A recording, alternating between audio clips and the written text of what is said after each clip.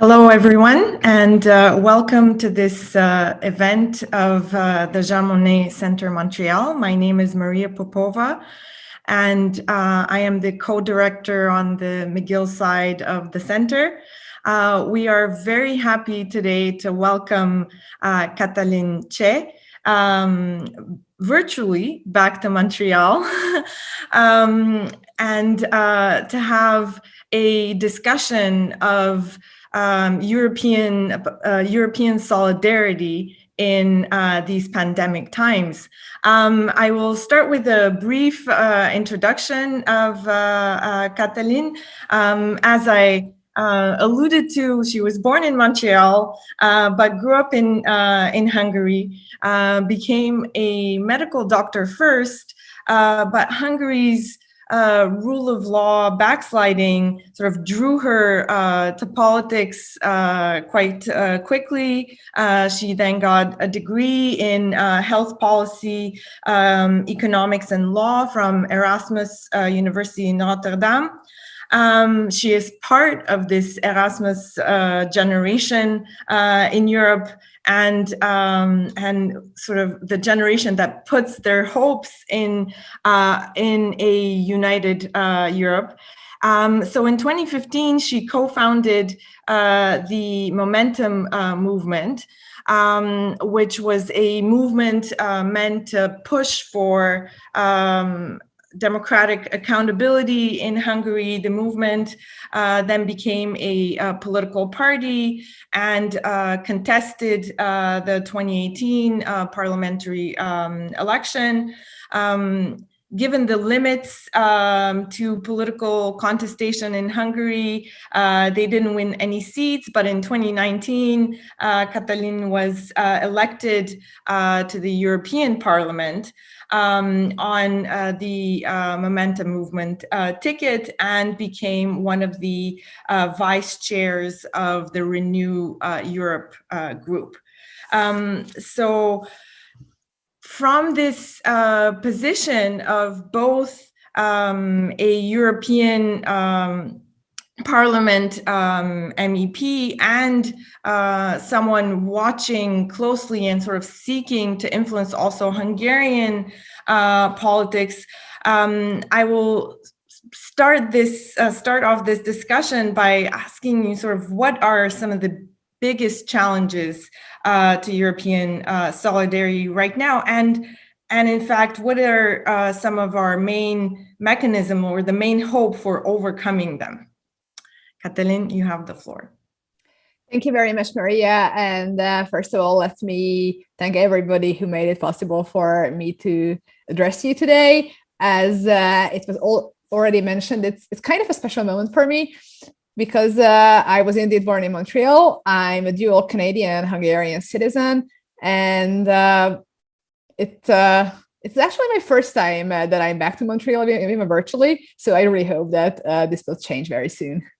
But yes, so the question that was raised is, of course, one of the major dilemmas we European policymakers debate day by day.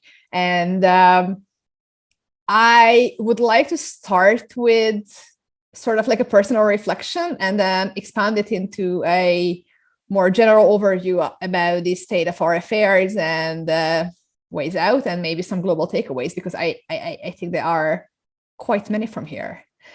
So if I want to sum it up in two bullet points, I think the biggest challenge to European solidarity is the slow but gradual democratic backsliding and increasing tendencies of authoritarian and illiberal and populistic powers that we witness inside the Union, but also globally.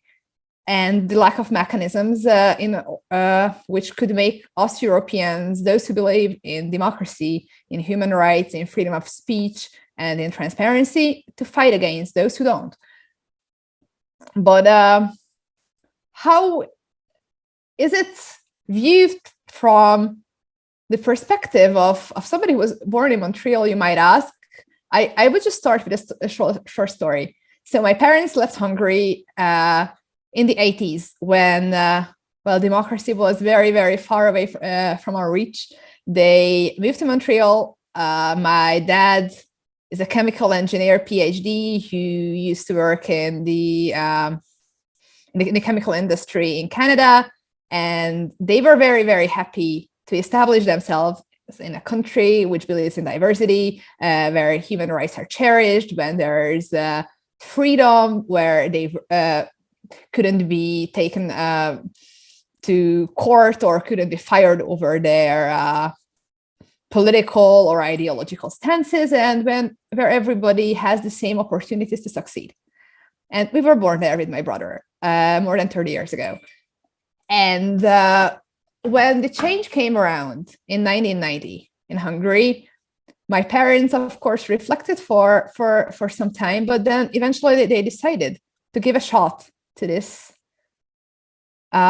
new blooming of democracy in my home country. They wanted me and my brother to grow up as a Hungarian, but also as a global citizen. And they felt that this new transitioning country, which moved closer and closer to the West, which was decades ago, given hundreds of years long dream of our population, could make it possible. Back then, in the mid-90s, it was perceived to be more or less a straightforward road with the accession to NATO, with the accession to the European Union, with more and better and stronger institutions paving up a way to a really stable democracy. And then the financial crisis happened, and our current leader, Mr. Orbán, took over a country still in transition, with weak institutions, with a supermajority, which basically allowed them to enact anything, any kind of legislative changes according to the Hungarian law. And then from that point on, in the last 10 years, a backsliding happened that I think very, very few of us could imagine could ever happen in the democratic world, in the heart of Europe, as a cornerstone of our democratic alliances. So in the last decades, we witnessed the erosion of the free media, very harsh attacks on the independence of the judiciary, complete redrafting of the electoral law, of the constitution. And right now, we are at a point where last year, during the emergency measures of the COVID pandemic, a member of my party was taken into police custody because of critical comments he posted on Facebook about the government. So basically, we are back to the point where my mother and my father were in the mid-80s, where they decided to leave to Canada. So we came full circle while being members of the union and while being financed by European taxpayers' money. And of course, I think some of you Canadians or those who do not witness these kind of European struggles day by day, you might ask that how could it happen? Why weren't any checks or balances or breaks within the larger international community? And I think the short answer to that is that we weren't prepared. And the biggest threat to the future of European solidarity, and frankly, I think to the future of the European Union itself, is that we were never prepared. We have now a European community where countries sign up for a charter when they access and when they are very much scrutinized on the way there. But once they are members, these standards, these European values, as we say, the respect of human rights, of free media, of independent judiciary, just could never be enforced. And we cannot even still observe where our money goes. So we can end up to a situation where we European taxpayers, the European community finances wannabe autocrats and deliver leaders with our own tax money, which ends up in a small circle of corrupted oligarchs and family members. So this process is not unique to Hungary. I mean, it's also witnessed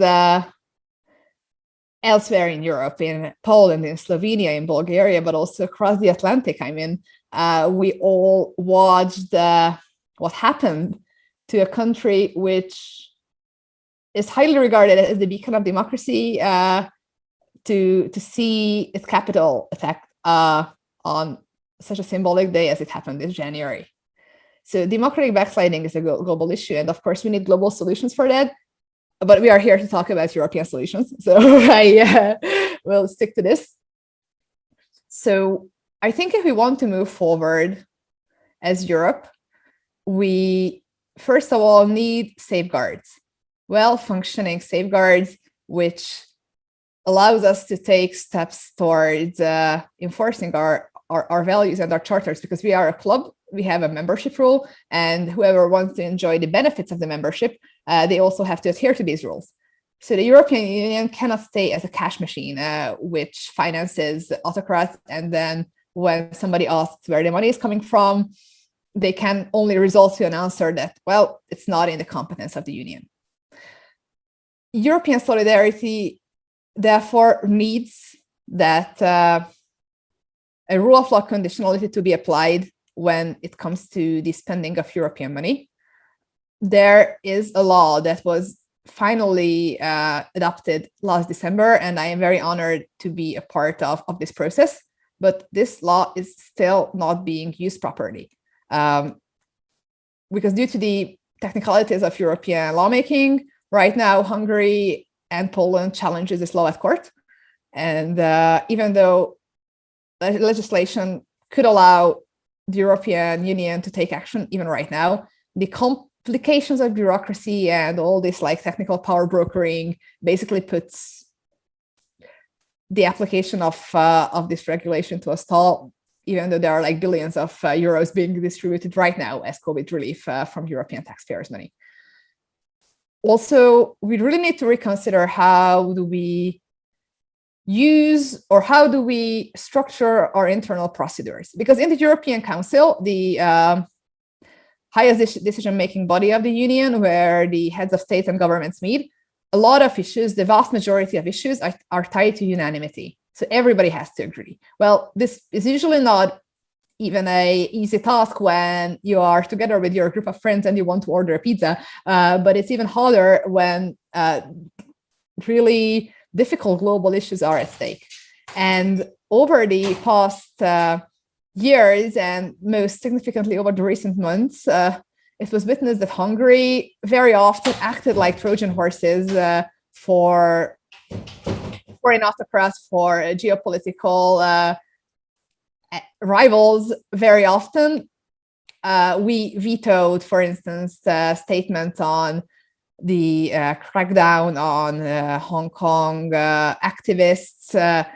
Hungary did not make it possible to issue a joint statement condemning the aggression on the South China Sea.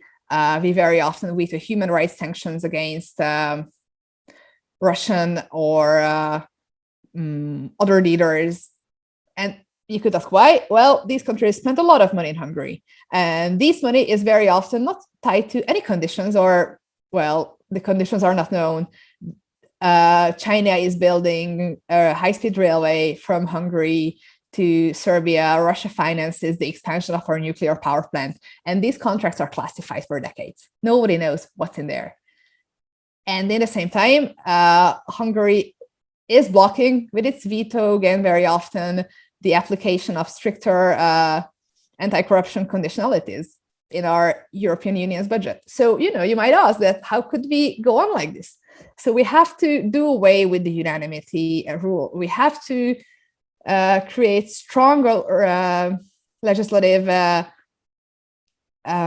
tools to safeguard our values and also to use what we have better.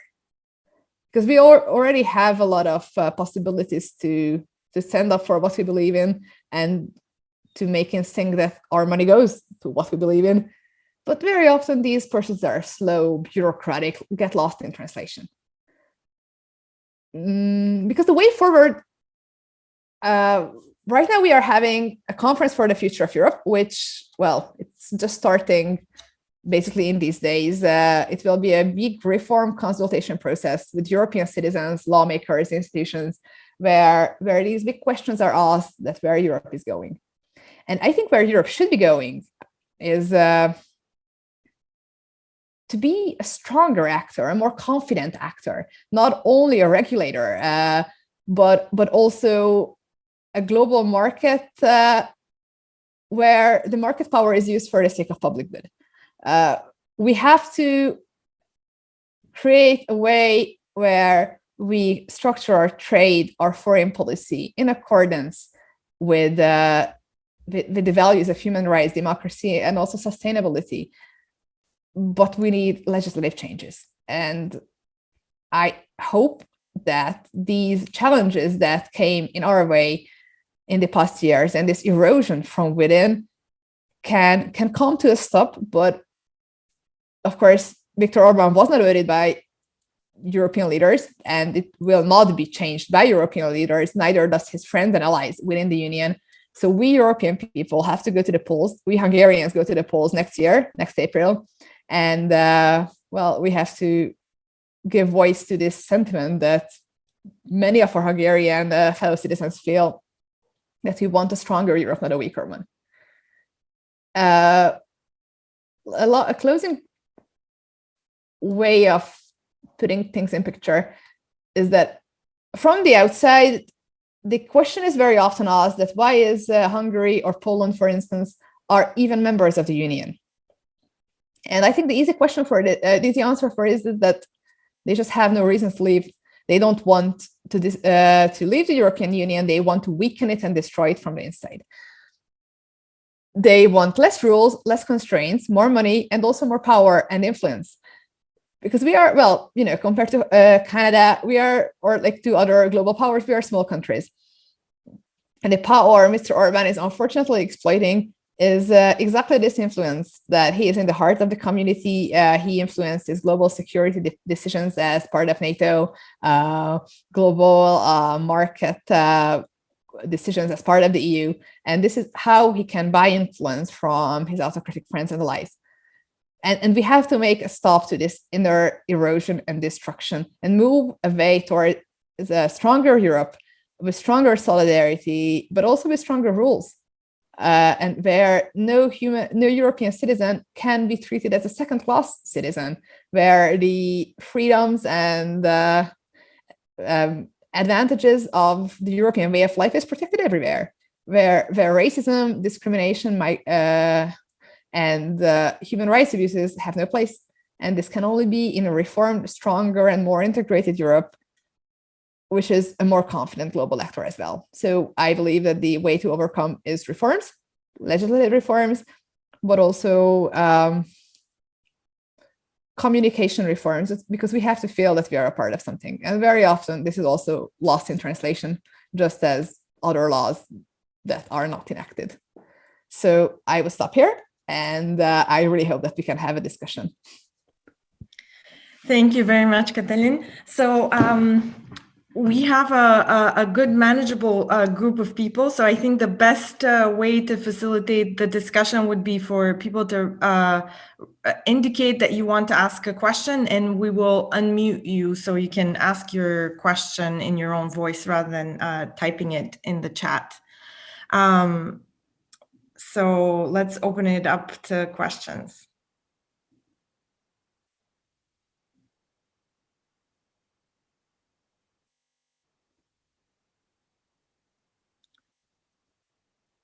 Frédéric?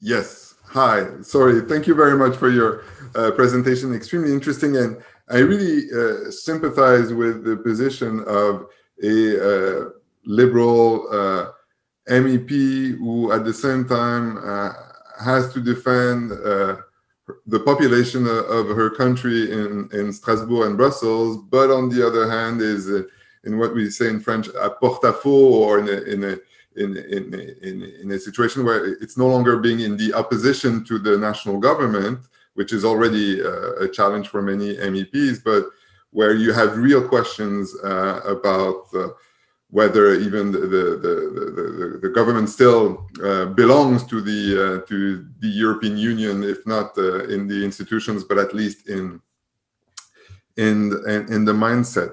And my question is broad and may sound simple-minded, but how do you think at this stage that the European leaders on the one hand and the European Commission on the other should deal with the Orban government? What can they actually do? I believe that European leaders, in particular, the centrist conservative political group called the European People's Party, has been following a wrong track for more than a decade. So for quite a long time, European leaders thought that an appeasement strategy could work, where they sometimes look the other way when they felt that a stronger condemnation or stronger red lines towards Mr. Orban will only turn him more radical. But I think the reality is that this did not happen at all. So if you look in a way how Hungarian politics, but also the global state of European democracy has evolved from in the last decade, it went down a very, very steep road. And I cannot really imagine how could it go even worse. So I think the right way to treat him is to, be consequential, and they should practice what they preach at home. If this way of appeasing wannabe autocrats and the liberal leaders result in turning their head when they pocket European taxpayers' money for their own cronies and oligarchs, and they can erode democracy without any consequences, it is actually, I think, leading to not only the strengthening of these populistic movements, who just see it as a good example, because, why would you need press who asks uncomfortable questions if there is absolutely no bad things coming in their way? If they break down on media freedom, they will do so. So this is one thing. But the other thing that we talk, I think, a bit less about is it also feeds in the hands of the anti-European movements in Western democracies. Because, of course, if you are like a Danish or Finnish taxpayer and you pay a lot of tax, like, 40-50% of their salaries go to tax, they very legitimately ask the question that, why would I continue to finance this guy who builds a football stadium next to his own house, or who gives hundreds of thousands of concessions to his son-in-law, or where it's totally acceptable that his members of parliament build their own houses from European money if they put a small sign on it that this is a guest house. So I think this was the wrong decision. And what is happening more recently is that in human rights affairs, for instance, when Mr. Orban vetoes, these issues are being brought to the public eye more often and often. What was usually done behind closed doors in a meeting, now it's out in the open. And I believe that this is the right way to do. So European voters deserve to know what happens. And also, I suppose these leaders need transparency in their own actions as well, because if they are not firm enough, if they do not communicate well enough about how they distance themselves to certain practices these populistic leaders do, well, then, how would their voters know that they are not complicit in some of these actions in return of, small sum favors and some vetoes here and there?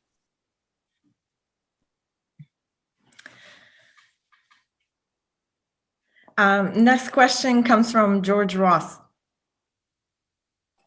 Hi, can you hear me?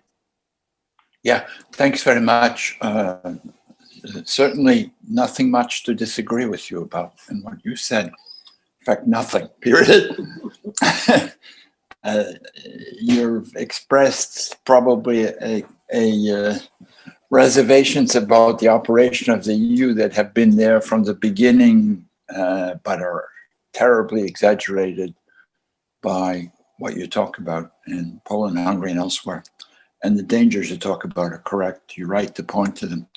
I just don't know what you do then, besides mobilizing voters, which is not the easiest thing in the world to do, as we all know, these days, particularly, about the European Union and reforming it. What is to be done, to ask to raise a familiar slogan? What steps can we, as, let's say, intellectuals, plot out that would be reasonably likely to succeed in changing the situation? This situation will change. We know that. You can't put up with this forever, but the changes could be bad too. What kind of plan do you, besides trying to alert people to the problems, which you do with great excellence, where do you go institutionally with this one? How are you mobilized for it, besides getting voters? How do you get member states to be on board, because they have things to lose by coming on board, right? Some of them do. The costs are high, but the costs are not high enough to make them go to a big conference to try to change the institutions, or so on and so forth. How do you go through that maze of complexity that is the European Union to actually leverage the kinds of changes you want? Or do you just wait to kick out, for the EU to kick out Hungary and Poland? I don't know. I mean, these are the key issues to most of us. What are the steps you take once you acknowledge the gravity of the problem, which you've done with great grace? Well, I certainly hope that Hungary and Poland won't be kicked out of the EU, even though I clearly understand the frustration of some states. We Hungarians, we are not equal of Mr. Orbán, and over 70% of the Hungarian population is actually very much in favor of the European Union, which is a high number. So I would hope that solutions would come before these radical steps would be on the agenda. But of course, what these solutions are, you might ask me. So I would start with 3 steps. The first is pressure, public pressure, and also political pressure on the European institutions to use the existing laws, because we do not necessarily need to reinvent everything. Let me just give you an example. So the Hungarian media was almost stripped of its independence, and only a few and very much under-financed independent journals survived the last decade. In the same time, government agencies and state-controlled corporations prop up basically state propaganda websites where the readership is actually very low with immense amounts of money. This is a clearly very anti-competitive measure, and this case has been sitting on the table of the European Commission since 2016, 5 years. In this time, a major television was closed down, a major newspaper was closed down, a major website changed ownership and lost its independence, basically, and the European Commission is still contemplating what to do. So we have the methods to make action.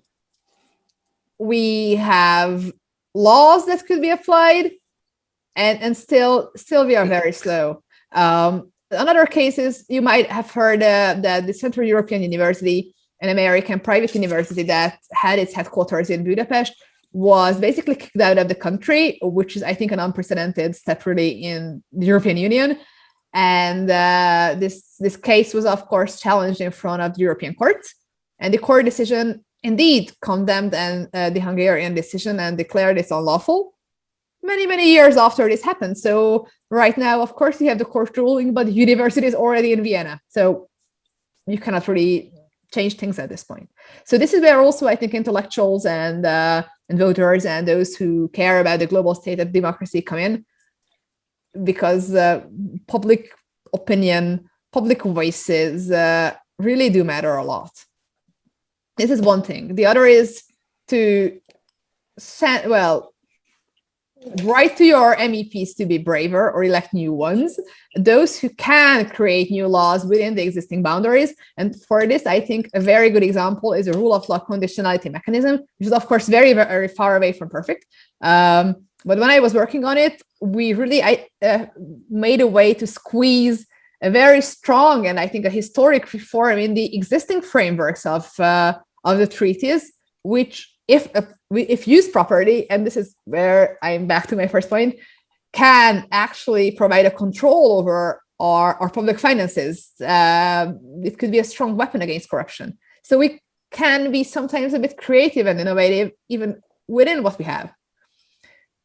And the third one, reforms. And these are, of course, the hardest part. But I think really the recent events put question marks, at least in the heads of certain or like some heads of states who wouldn't certainly like to do away with unanimity, but now they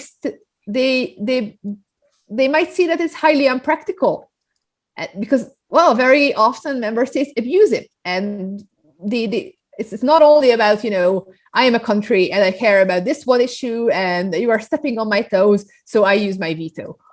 Like, I don't know, once in every three years or something. Mr. Orban has been vetoing something, I think, every second week in the last couple of months. So this is really an abuse of this tool. And even though it's extremely destructive and dangerous right now, this and also, well, public pressure, public opinion might, light up some light bulbs in some thinkers' heads that things have to go the other way if we want to stay relevant and functional, because we cannot allow for Trojan horses within our community to have such an immense influence, because it's like harder to buy off, 5 or 6 heads of state compared to one. And right now, one is all certain autocracies need so that critical statements or critical actions could be blocked. Next question comes from Laurie Baudonnet.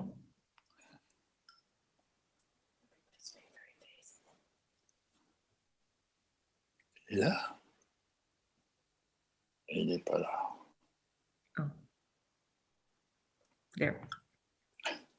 Yeah, sorry, my mistake. Thank you very much for the very insightful explanation of the situation. And I wanted to ask a follow-up question related to voters and public opinion. Because we know that one of the arguments that Orban or Polish government also has been using to criticize the EU action or to justify the Hungarian or Polish position is that the EU is stepping on national sovereignty. And I was wondering whether you had some insight, when you talk to your constituents and when you talk to voters back in Hungary, how does this argument play out with voters? The national dimension of, not to say national dimension of the backsliding, but the national identity argument that is the justification sometimes for opposing the EU directives or regulation. Thank you. So first of all, yes, this argument is used very widely. However, it's not true in a way, because, well, the Article 2 of the treaties of the European Union, where what everybody signed when they join, every country, very clearly states the list of values and a list of rule of law conditionalities we have to adhere to if we want to become a member of this club. So, of course, these leaders use this as a diversion very knowingly. However, of course, identity politics plays quite a strong role here. Mr. Orban, and I don't read Polish, but I suppose my Polish counterparts can affirm this, have been playing an imaginary fight with Brussels for many years. So, like, whatever bad happens in your country, it's usually Brussels causing it. And it's an important distinction, not the EU, because people like the EU, but Brussels. For this, yeah, just like a funny side story, and I will return to your question. So when there was this first big rule of law hearing on Hungary, it was in the plenary sitting of the European Parliament, which takes place in Strasbourg, as per the treaties. Usually, well, we have two seats, Brussels and Strasbourg, for those who do not know. And Mr. Orbán posted this video on his social media on that, like, I'm going to Brussels to fight for the Hungarian powers.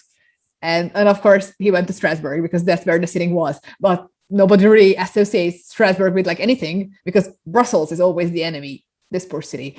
And when he got to the plenary, one of the socialist politicians told him in their speeches that, well, I'm glad you got here because you were on your way to Brussels, and I'm glad you are here in Strasbourg on time.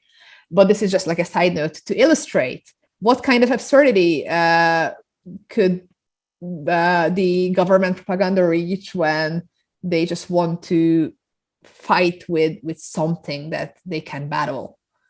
And this is an interesting thing that Orbán positions himself as such a level of global leader that he very rarely argues or addresses internal politics. They never really talk about opposition politicians directly. He fights with Brussels. So like he is at that level. This is their narrative. And how it resonates?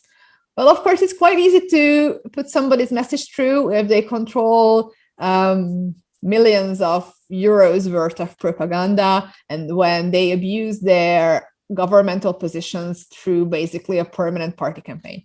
So yes, we have this quite absurd situation when people are still permanently afraid of threats which are not there, and in the same time do not realize real threats that actually do happen and happens because of government inaction. All this talk about, I don't know, Brussels' plan is to flood Hungary with migrants because they don't agree with our family policies. It's kind of like a giant smokescreen over the decay of healthcare, education, blocking away the news about hundreds of thousands of Hungarians leaving the country every year to find a better living elsewhere. So yes, there is a part of population who are convinced by this. But as I said before, more than 70% of Hungarians like the EU. And this is what gives me hope that they are not buying this empty talk that serves as the basis of the Orbán governance. And this is why I hope that next year, with a strong, brave, and vocal pro-European and pro-democracy campaign, we, the united opposition, can finally change this government to something our people deserve much better.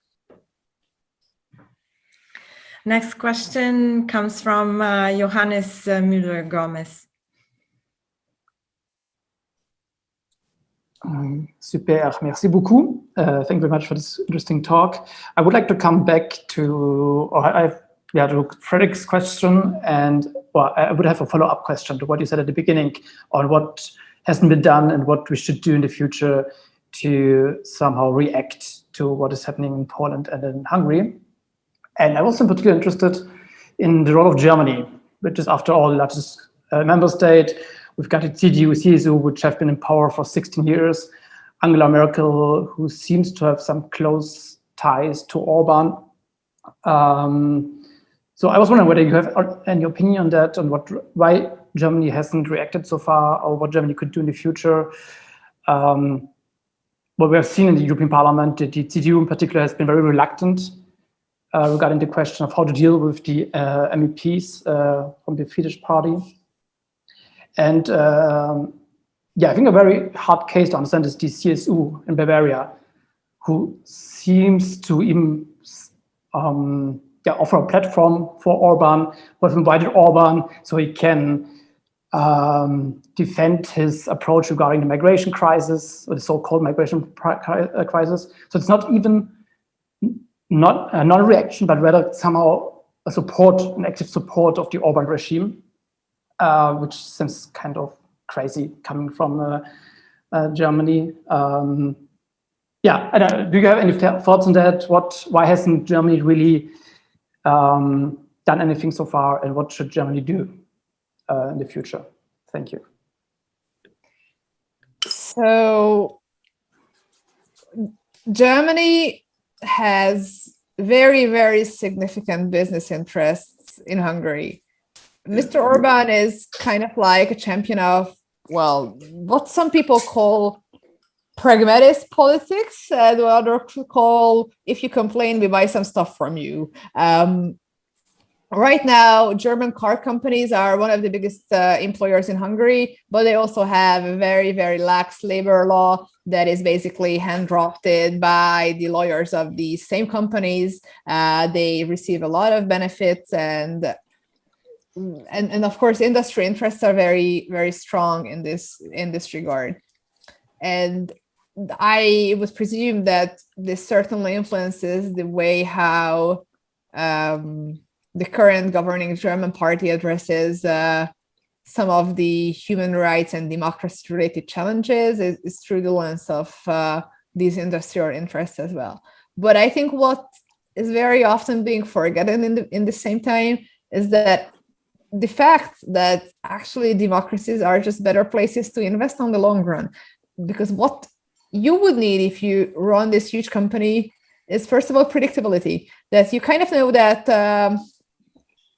there won't be new laws applied just like this. They couldn't pass a new code on whatever policies favoring only a handful of Hungarian companies to the detriment of everybody else. For this, it's a very interesting example that a couple of years ago, French companies who worked in the, whatever, cafeteria industry and who had quite a large market share was basically pushed out of the Hungarian market overnight because of a legislation that only favored one sole Hungarian company in the same area. And now, after like a decade, they won this case at the court, the French companies, and they are awarded quite a lot of money, but they lost this market and they got involved in this years-long legal case that I think nobody really wanted. But yes, clearly the EPP, the European People's Party, the party of Angela Merkel's CDU, has been backing Mr. Orban for a decade. They provided political asylum for him and even political backing when criticism came on their way. And only after the end of this year, I think, when the Germans were the president of the European Council, and when Angela Merkel's giant legacy plan, the European Recovery Plan, was almost completely destroyed over a Hungarian veto because of the anti-corruption conditionality, did they realize that this strategy of appeasement didn't work? So yes, I think quite a lot of German politicians are quite complicit in letting this situation evolve to this point, and particularly to the way how European taxpayers' money got lost in the pockets of Hungarian oligarchs without any appropriate oversight. But ultimately, of course, I don't want to blame politicians of other countries to our own problems. We Hungarians voted for this government, and we have to change this government ourselves. But I think maybe this can be a warning sign of what kind of responsibility a global community bears when it comes to harboring autocrats in our own community, and what kind of medium and long-term consequences it might have on the state of our global European democracy, on our security interests, and on our internal public affairs and public money as well. Next question comes from Jane Jensen. Thank you very much. Thank you for your very detailed and fascinating, if somewhat depressing, presentation. And I want to ask a question that's more directly related to the situation in the European Union right now. You mentioned at the very beginning of your talk the unrolling of the Future of Europe conference. And I would be interested in your reflections on the role that the Parliament and the role that citizens groups, particularly associations, will be able to play in this conference. I've heard a few echoes about particularly associations having difficulty getting access to participation in the conference. Others, of course, have been involved for a while. So I just wondered what your reflections on about the operation of the Future of Europe and what kinds of results we might expect to see coming out of it. Thank you. Well, first of all, let me say that I'm a bit proud because my political group, the centrist liberal Renew Europe group, and our representing leaders in the council were those who first raised the idea of a conference for the future of reform in order to enact long-term and legislative reforms. So I think it's quite a big success that it happened, or it will happen. On the other hand, I'm quite unhappy to see how little appetite many European leaders still have to change anything in the current, in my opinion, quite slow and dysfunctional structure of the European Union. Unfortunately, this conference departed quite a lot from where we started. And it's clear that certain voices really would like to have it as only a listening exercise, that, you know, politicians listen to their voters, and then there are these citizens panels and people are being asked about what do you think the future of Europe should be, and then, like, you know, thank you for your input, and nothing happens. And if this goes down this way, then it's even worse than not having anything, in my opinion. So what the parliament is fighting for is to really have legislative change at the end, and for European citizens to be properly involved. Right now, as it shapes, and of course, the epidemiological situation is not helping us, but we are planning to have a great number of citizens conventions all across Europe, citizens plenaries, real debates and discussion with citizens on a number of thematic working groups. But eventually what we need is change, and real proof that we politicians are listening to the people who elect us and who we represent, and not only using them as a smokescreen for a democratic exercise, which is a quite horrible way to perceive this great chance we have. So the conference is what we make of it, and I don't know if there are European citizens in this talk, but I would highly encourage you to get involved. There is also a website on which you can participate and contribute with your ideas. You can also host your own event if you're based in the European Union. And we have to use our voice to be heard when there is an occasion, and also to convince other friends who might not really think about, you know, the future of Europe, because they just not the ones who normally get involved in these things, to also say what they think. Enough. That's enough. Thank you. Thanks. Maybe before we take some more questions, I'll jump in here with my question, which is about the European Prosecutor's Office. Since you mentioned, emphasized several times that the tools are sort of there, the laws are there. It's about trying to use them more effectively, and the courts take a long time because of procedure. So I'm wondering whether you're seeing hopeful signs that the European Prosecutor's Office is going to be making a major difference in this, especially in rule of law conditionality and also in anti-corruption efforts. I mean, I'm watching what it does, and I'm seeing some hopeful signs. For example, the Bulgarian prosecutors that were going to be appointed to serve the corrupt Bulgarian regime were turned back and not appointed. But I would like to hear your take on this new institution. So first of all, I believe that it's a very good thing that we have this institution. It just starts its operation in these days, so it's a big breakthrough. However, it has to be assured that this institution is staffed properly, financed properly, has the resources they need, and is able to operate without any constraints. And the European Parliament is very vocal on this issue, because right now the capacity for the public prosecutor's office for operate is, in my opinion, is really not up to the task that it should be. And European leaders, and I think global leaders in general, have to understand that the money we spend on fighting fraud and corruption is actually an investment. It comes back.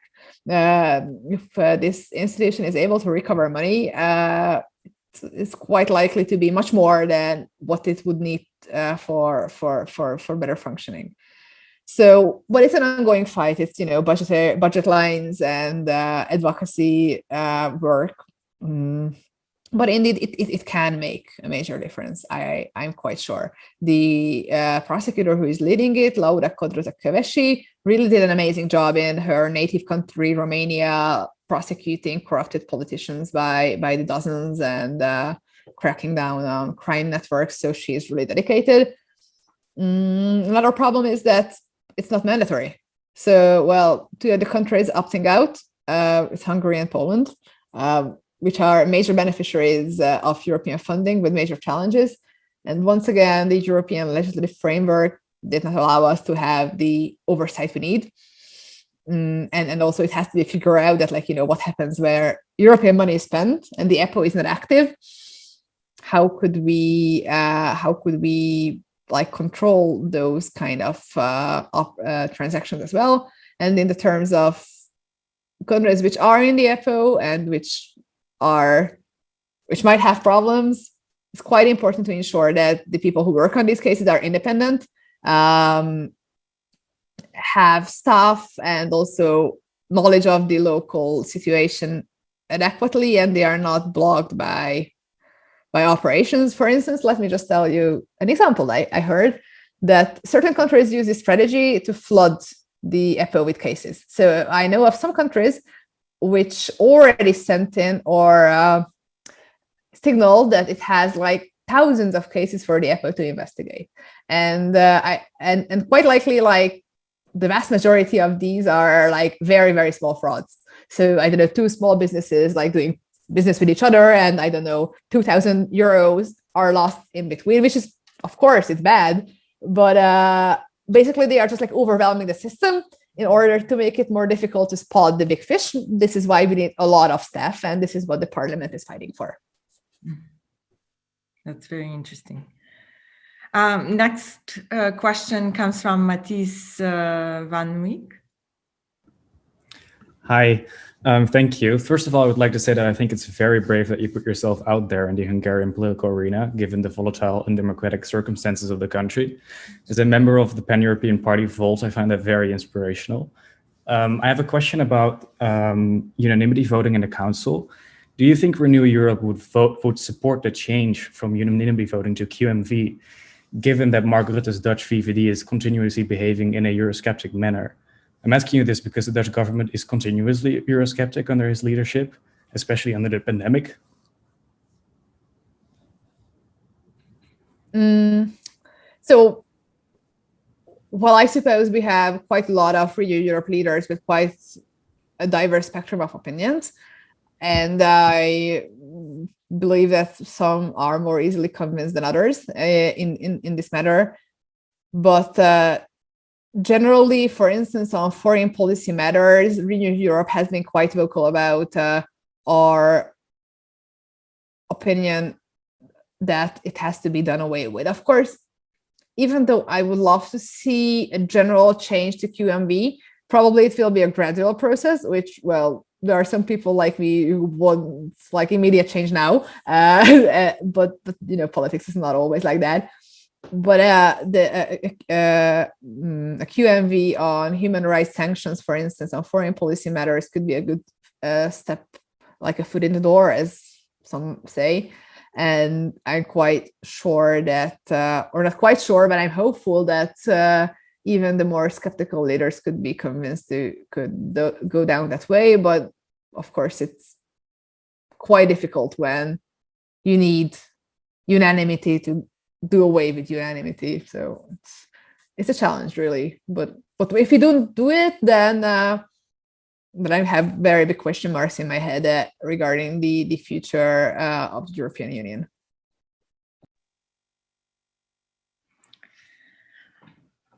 Any last questions?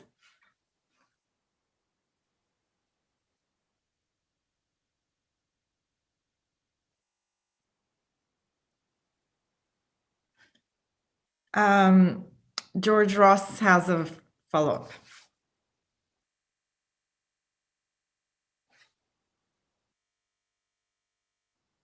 George? Mute.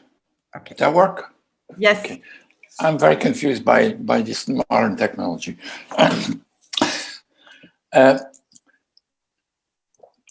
Just let me say something obvious.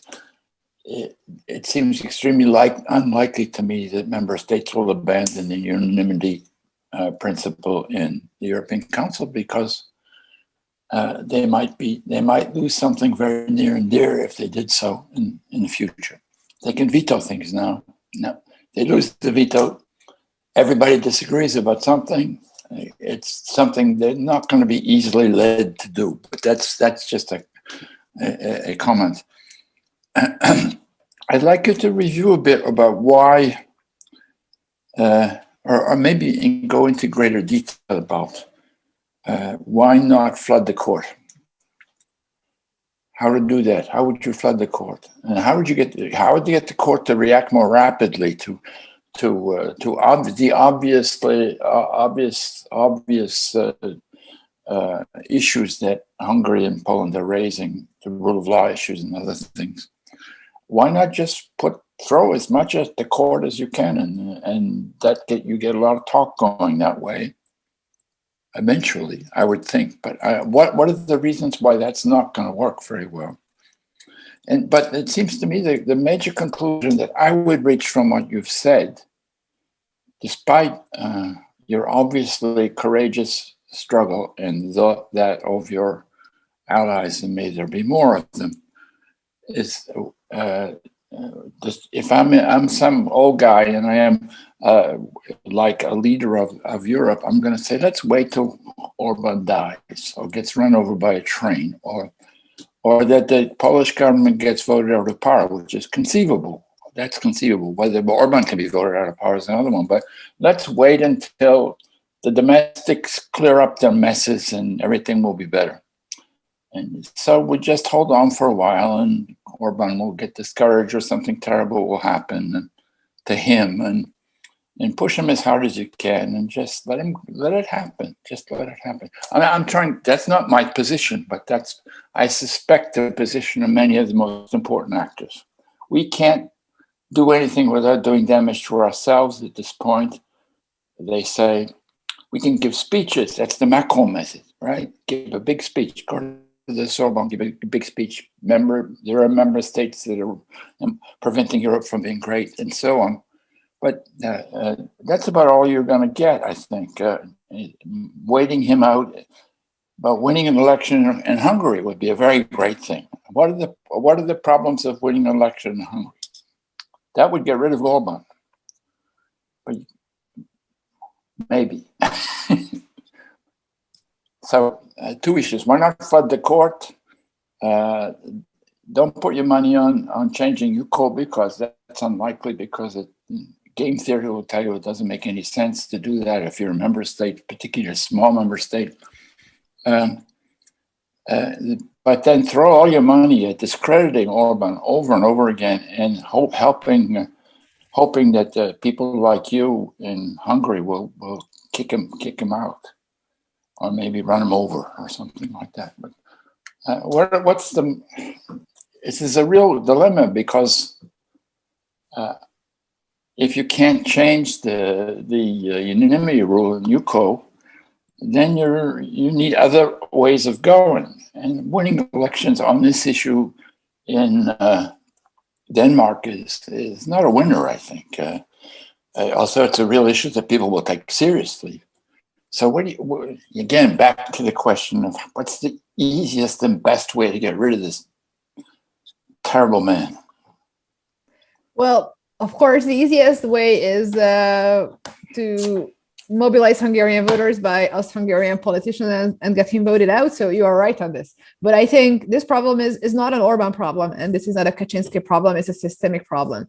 So if we do not reflect on what it happened and why it happened, then it's quite likely that it will happen again elsewhere. And for instance, if there is a change of government in Italy, then there goes even your QMV because of their size and their population. And it can very easily happen. So I think that apart from like the very clear and very obvious choice of voting them out, we first need to do whatever we can within our own boundaries. As I said before, I think we have a lot of laws that and possibilities we do not exploit as much as we could because of the lobbying, because of the muddy waters of the lobbyists and all these kind of actors who working contrary to this cause.